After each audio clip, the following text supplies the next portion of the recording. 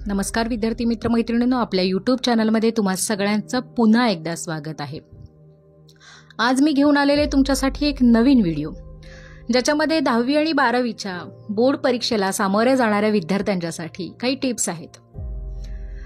आता जर ज्या विद्यार्थ्यांचा बोर्ड परीक्षा अगदी जवळ आलेली आहे, काही दिवसांवरती पेपर आलेले आहेत मुलांचे, काहींचे ओरल एक्झाम सुरू झालेले असणार आहेत, आता रिटन एक्झाम अगदी काही दिवसाच्या अंतरावरती आहेत, रिव्हिजनच्या अगदी लास्ट सेशनमध्ये तुम्ही असाल तर रिव्हिजन कोणत्या पद्धतीने करायचे आहे, त्याच्यामध्ये काय स्ट्रॅटेजी वापरायची आहे, मग प्रॅक्टिस कशा पद्धतीने होणार आहे। मुळात 10वीच्या विद्यार्थ्यांची अडचण नसते, परंतु शक्यतो जे 12वी बोर्ड देणार आहेत, मग त्याच्यामध्ये कॉम्पिटिटिव्ह एक्झामची जी तयारी करतायत, जेई नीट असेल किंवा सीईटी असेल, त्या मुलांना थोडासा थेअरीचा पेपर जो आहे तो कव्हर होण्याबद्दल अडचणी निर्माण असतील। तर त्यांना मला एक सांगायचं आहे की आता या 11th आवरमध्ये तुम्ही काय करायचं, म्हणजे अगदी शेवटच्या टप्प्यामध्ये जिथं काउंटडाऊन स्टार्ट झालेला आहे तुमचा, त्या भागामध्ये तुम्हाला अभ्यासाची तयारी नेमकी कशी करायची आहे। तर सगळ्यात पहिली गोष्ट बघा, जेव्हा तुम्ही दिवसाची सुरुवात होते तुमची, जरी ओरलला तुम्ही जात असाल, तुमच्या बॅचेस असतील म्हणा, तुमचे प्रॅक्टिकल्स असतील म्हणा, हो की नाही, जरी ते असले ना तरी दिवसाचे एकूण 4 भाग करा। मग हे 10वीसाठी सुद्धा आणि 12वीसाठी सुद्धा, ठीक आहे। दिवसाचे 4 भाग करा।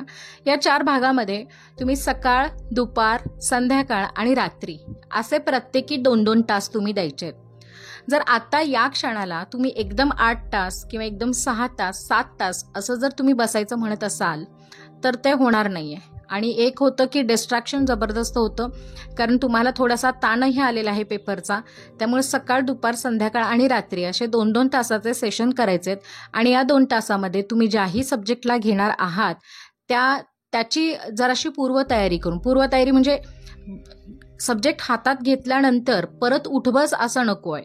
तुम्ही एकदा हातात घेतलात की त्याचं जे काही लागणारं साहित्य आहे ते तुमच्याजवळ घेऊनच तुम्ही बसायचं आहे, जेणेकरून परत मग वहीसाठी उठलात, पेनसाठी उठलात, नोटसाठी उठलात, आणखीन काय राहिलेलं आहे तर त्याच्यासाठी उठलात, असं नको आहे। तुमचं जे काही सगळं साहित्य आहे ते तुम्ही घ्यायचं आहे आणि 2 तास बसायचं आहे। किंवा 1 तास जरी बसणार असाल तर तुम्ही 1 तासभर बसायचं, पण त्या 60 मिनिटामध्ये म्हणजे त्या 1 तासामध्ये तुम्ही अजिबात उठायचं नाही। मग ते कोणत्याही गोष्टीसाठी, किती जरी महत्त्वाचा फोन आला तरी घरच्यांना सांगूनच अभ्यासला बसायचं आहे आणि तुम्ही काय करायचं आहे, त्या ठिकाणी डिस्ट्रॅक्ट व्हायचं नाही। ही सगळ्यात महत्त्वाची गोष्ट।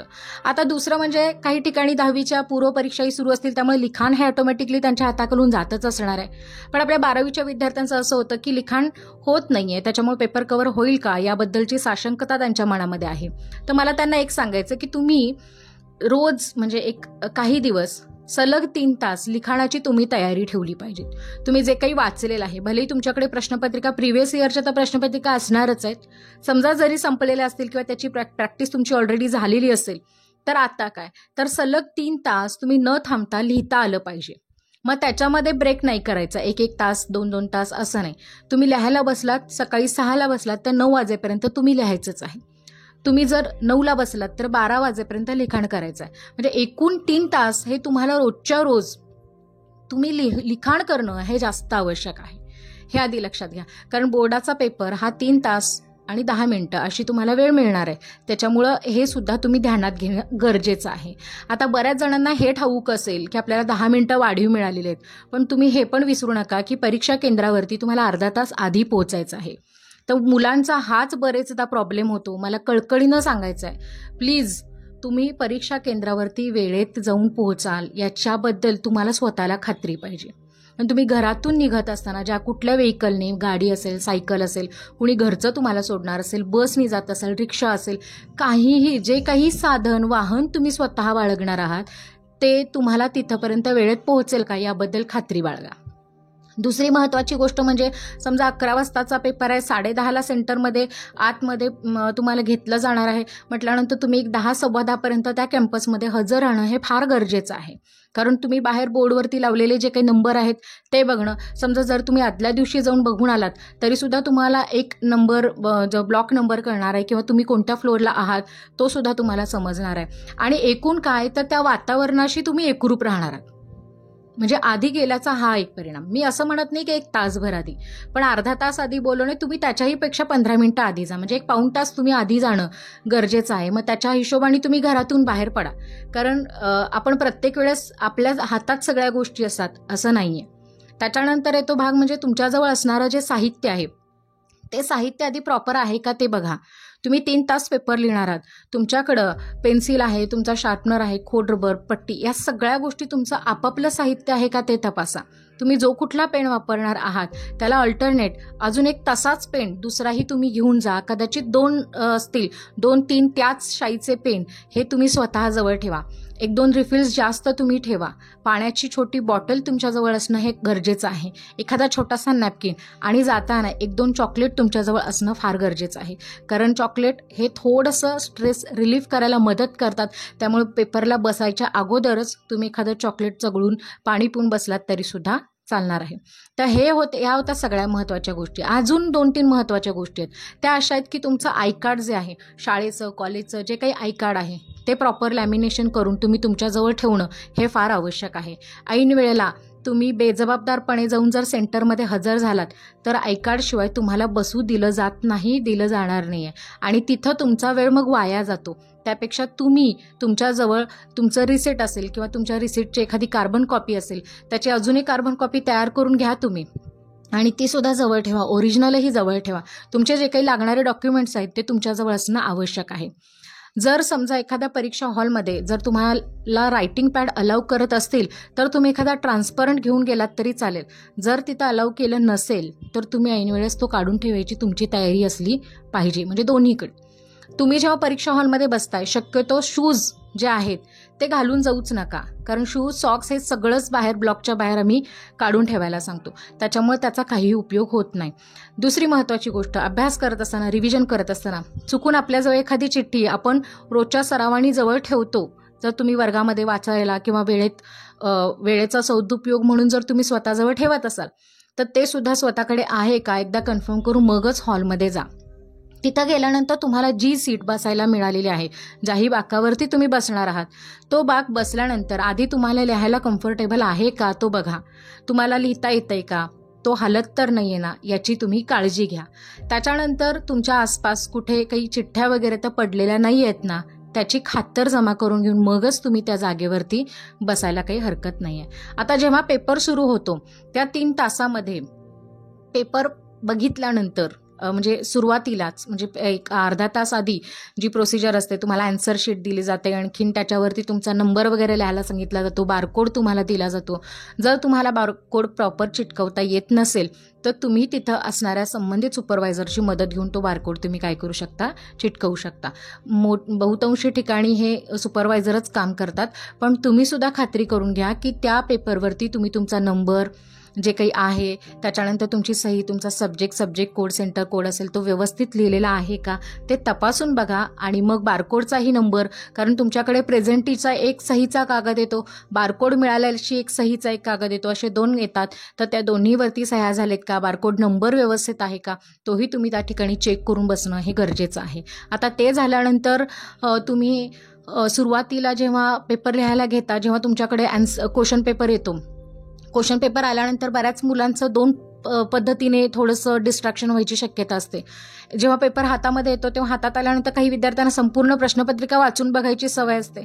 मग ज्यांना ही सवय असते त्यांना काही विशेष वाटत नाही, चला काही अवघड आहेत, काही सोपे आहेत, आपण मॅनेज करून घेऊ शकतो. पण काही विद्यार्थ्यांचं कसं होतं की प्रश्नपत्रिका वाचली की जे अवघड आहेत प्रश्न, अरे बापरे मग मला हे येत नाही, मग मला ते येत नाही, मला ते येत नाही, मला काहीच येत नाही, मग पेपर प्रचंड अवघड आहे, आता मला काही होणार नाही, माझं आता सगळंच संपलं असं वाटायला लागतं. तर प्लीज असं काही करू नका. प्रश्नपत्रिका जर तुम्हाला असं जर टेन्शन येत असेल तर तुम्ही क्रमाक्रमाने प्रश्न वाचा. सुरुवातीला फक्त प्रश्नपत्रिकेची जी म्हणजे पानं आहेत किंवा प्रश्न क्रमांक आहेत ते व्यवस्थित आहेत का ते तरी नीट बघा. ठीक आहे, म्हणजे जेवढी प्रश्नपत्रिका आहे अगदी पहिल्यापासून 8 प्रश्न आहेत का, ते क्रमाने आहेत का ते तपासून एकदा बघायला काही हरकत नाही आहे. आन्सर शीटचंही सेम असंच करायचं. आन्सर शीट मिळाल्या लगेचच नंबर लिहायला घ्यायचं नाही. त्याची शिलाई व्यवस्थित आहे का, त्याची पानं नीट आहेत का, ती फाटलेली तर नाहीत ना, कुठं उसवलेलं नाही आहे ना, काही लिहिलेलं तर नाही आहे ना, हे आधीपासूनच तुम्ही चेक करायचं आणि मग लिहायला सुरुवात करायची. आता लिखाण करत असताना तुम्ही शक्यतो, मी तर तुम्हाला एक सांगेन की जर तुम्हाला चांगले मार्क्स स्कोअर करायचे असतील तर शक्यतो असं कुठे लिखित नाही आहे नियम हा, पण मी सांगते तुम्हाला एक शक्यतो तुम्ही काय करायचं की क्रमाने प्रश्न सोडवायला घ्यायचे आहेत, 1 2 3 4 या पद्धतीने. भलेही तुम्हाला जर काही समजा सोपे जात असतील म्हणून अगदी चौथा प्रश्न आधी, मग तिसरा, मग दुसरा, मग पहिला, मग पाचवा, असं न करता शक्यतो क्रमाने प्रश्न सोडवण्याचा तुम्ही प्रयत्न करा. लँग्वेजचे सब्जेक्ट असतील किंवा इतर कुठले असतील तर प्रेझेंटेशन थोडंसं नीट आणि व्यवस्थित करा. पेन जो काही वापरताय तो एकाच रंगाचा पेन असणं हे फार आवश्यक आहे.